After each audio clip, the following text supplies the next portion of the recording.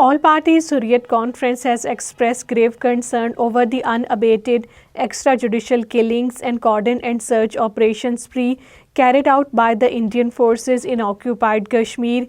After the revocation of Article 370, the Indian Bharatiya Janata Party government and the military establishment are extending the black laws aimed at changing the demography of the occupied territory by bringing the outsiders and settling them in the occupied territory.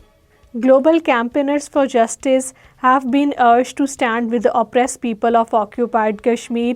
A report released by the research section of Kashmir Media Service on the occasion of International Human Solidarity Day today urged the people to raise their voice for the voiceless people of occupied Kashmir, adding every human must support the struggle of the Kashmiri people.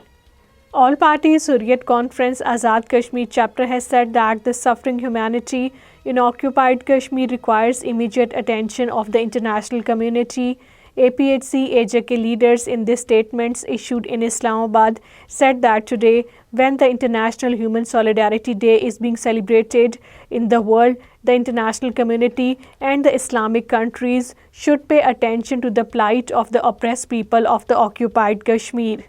Bharatiya Janata Party installed Lieutenant Governor authority has once again placed all parties Hurriyat Conference senior leader Mirwais Umar Farooq under house arrest in Srinagar today.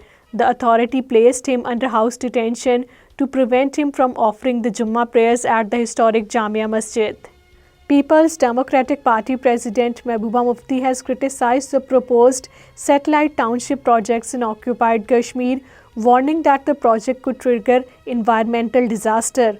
Mufti, addressing a news conference in Srinagar, urged the Chief Minister Umar Abdullah to take immediate action to halt the conversion of over 1.20 lakh canals of the fertile agricultural land for the townships.